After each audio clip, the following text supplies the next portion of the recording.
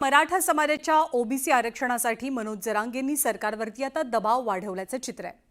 मोठ्या संख्येने मराठा समाज बांधवांसह मनोज जरांगे पाटील मुंबईच्या दिशेने आगेकूच करतात आणि त्याच वेळी आता भाजपने सुद्धा मराठा आरक्षणावरनं बॅनरबाजी सुरू करत जरांगेंच्या आरोपांवरती पलटवार केल्याचं सुद्धा दिसतंय। त्यामुळे मराठा समाजाच्या आरक्षणावरनं जरांगे विरुद्ध भाजप असा थेट संघर्ष पाहायला मिळतोय। जरांगेंचा आरक्षणासाठी एल्गार, सीएम फडणवीसांवर थेट प्रहार,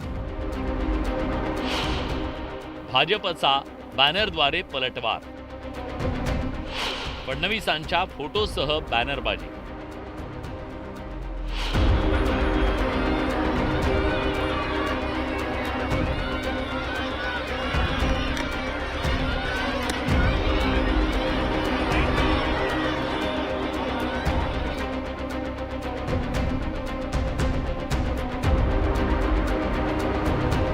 पण मी हटत नाही फडणवीस साहेब।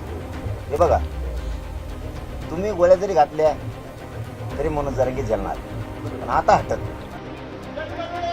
मराठा आरक्षणासाठी निर्वाणीचा इशारा देत मनोज जरांगेंनी मिशन मुंबईची घोषणा करत आगेकूच सुरू केली। मुंबईच्या दिशेने येताना जरांगे वारंवार सरकारला आणि त्यातही देवेंद्र फडणवीसांना इशारा देताना दिसतात। त्याच्यातून फडणवीस साहेबांनी संदेश घ्यायला पाहिजे, त्यातून शिकायला पाहिजे की मराठ्यांच्या गोरगरिबांची नाराजी अंगावर घेतल्यावर पुढच्या काळात पण काय होईल। तुमच्यातला गैरसमज फडणवीस साहेब पुन्हा काढून टाका।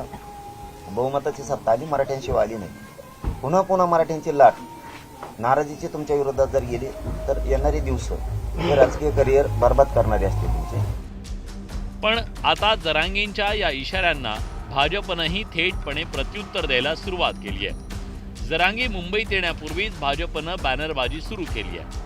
2 दिवसांपूर्वी जरांगेंनी देवेंद्र फडणवीसांवर बोलताना शिवराळ भाषेचा वापर केल्याचा आरोप भाजपनं केला। हाच धागा पकडत भाजपनं फडणवीसांच्या समर्थनार्थ बॅनरबाजी करत जरांगेंना लक्ष केल्याचं दिसतंय।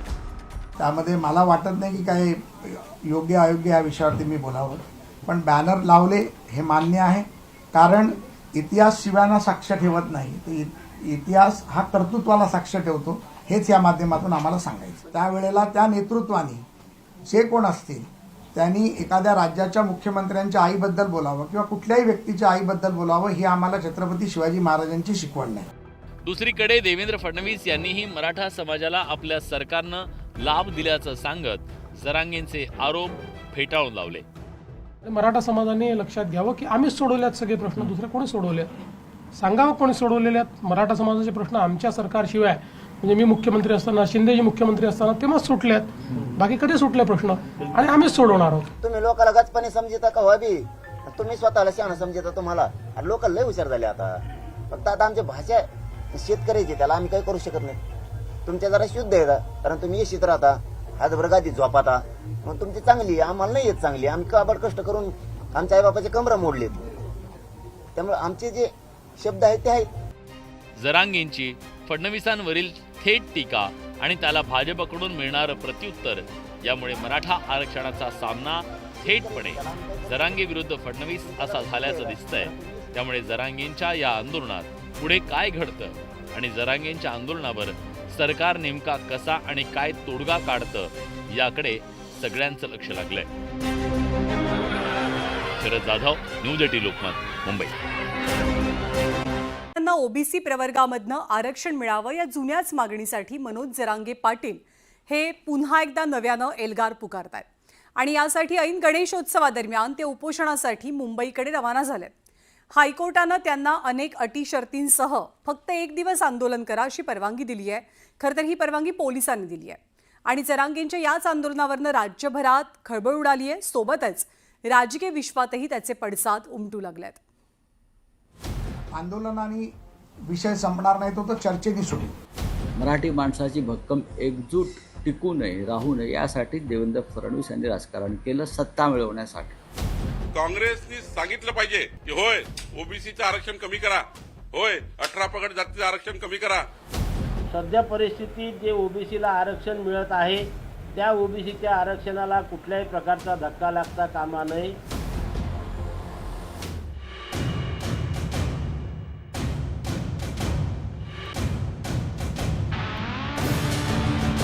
मराठा आरक्षणाची मागणी घेऊन मनोज जरांगे पाटील मुंबईच्या दिशेने निघाले. त्यांच्यासोबत राज्यभरातील मराठा बांधव एकवटले. ऐन गणेशोत्सवात होणाऱ्या या आंदोलनाला परवानगी तर दिलीच, पण त्यात अनेक अटी शर्ती ठेवण्यात आल्या. विशेष म्हणजे 5,000 आंदोलकांसह केवळ 1 दिवस आंदोलनाची परवानगी देण्यात आली. या पार्श्वभूमीवर विरोधकांनी सरकारवर टीका करण्याची संधी साधली. सन्माननीय मुख्यमंत्री फडणवीस साहेब, तुम्हाला आदरपूर्वक सांगतो, तुम्ही आम्हाला आड घालू नये ना. 5,000 लोकांची ही विनंती आहे ना, 1 दिवसाची. त्याला कायमस्वरूपी करावं. मुंबई ही मराठी माणसांची आहे. मुंबईवर मराठी माणसाचा अधिकार आहे. मुंबईत येण्यापासून मराठी माणसाला थांबवू नये, ही आमची स्पष्ट एक भूमिका आहे.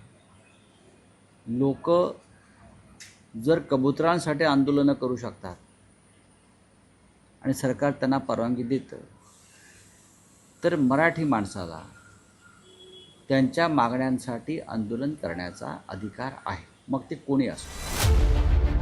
केवळ 1 दिवसाची परवानगी मिळाल्यानं जरांगे पाटलांनीही संताप व्यक्त केला. पण सरकार त्यांच्या मागण्यांवर सकारात्मक असून आंदोलनातून नाही तर चर्चेतून मार्ग निघेल असं सत्ताधारी म्हणतायत. मी त्याला म्हटलं की चर्चा करून जर आंदोलन थांबणार असेल तर त्या चर्चेला काही अर्थ राहणार आहे. अन्यथा चर्चा केल्याच्या नंतर जर पुन्हा तुमचं आंदोलनावर तुम्ही कायम असाल तर शेवटी तो तुमचा अधिकार आहे. सरकार सकारात्मक, आम्ही म्हटल्याप्रमाणे आम्ही काही गोष्टीचे निर्णय केलेले आहे. रात्र झाल्यानंतर परत त्यांचा काही निरोप आला नाही. मी आज सकाळी देखील विखे पाटील साहेबांना फोन लावण्याचा प्रयत्न केला, परंतु त्यांचा फोन लागला नाही. पण निश्चितपणे त्यांचा फोन येईल. आम्ही देखील त्यांना विनंती करतोय ही समिती जी तुमच्या नेतृत्वाखाली केली आहे त्यामध्ये माननीय मनोजदादाचे विषय काय, मनोजदादाची मागणी काय, ती मागणी तुम्ही निश्चितपणे ऐकून घेतली पाहिजे, समजून घेतली पाहिजे. राज्याच्या मुख्यमंत्र्यांना ती सांगितली पाहिजे. ओबीसी आणि मराठा समाजाच्या आम्ही पाठीशी आहोत असं सांगताना ओबीसींवर अन्याय होणार नाही अशी प्रतिक्रिया मुख्यमंत्री फडणवीसांनी दिली आहे. दोन्ही समाजाला माझी विनंती आहे की शासन दोन्ही समाजाच्या हिताचा विचार करेल. कुठल्याही समाजाला दुसऱ्या समाजासमोर आणण्याचा शासनाचा हेतू नाही. त्यामुळे कोणावर अन्याय करून कोणाला देण्याचा प्रश्न नाही आहे. दोघांचे प्रश्न आम्ही सोडवणार आहोत. त्यामुळे ओबीसी समाजानेही हे लक्षात ठेवावं की कुठेही त्यांच्यावर अन्याय आम्ही होऊ देणार नाही. आणि मराठा समाजाने हे लक्षात घ्यावं की आम्हीच सोडवल्यात सगळे प्रश्न, दुसरे कोणी सोडवले. आम्ही मराठा समाजाच्या मागे उभे आहोत. याचा अर्थ असा नाही की आम्ही दुसऱ्या समाजाचं आरक्षण कमी करून या समाजाला द्या या भूमिकेला आम्ही नाहीये. जरांगेंच्या आंदोलनामुळे सरकार दबावाखाली तर येणार नाही ना, या धास्तीनं दुसरीकडे ओबीसी संघटनांनी सुद्धा आंदोलनाचा इशारा दिलाय. नागपूर येथील संविधान चौकात साखळी उपोषणाचे आयोजन करून आम्ही आमच्या मागणी सरकारकडे रेटू आणि हे करत असताना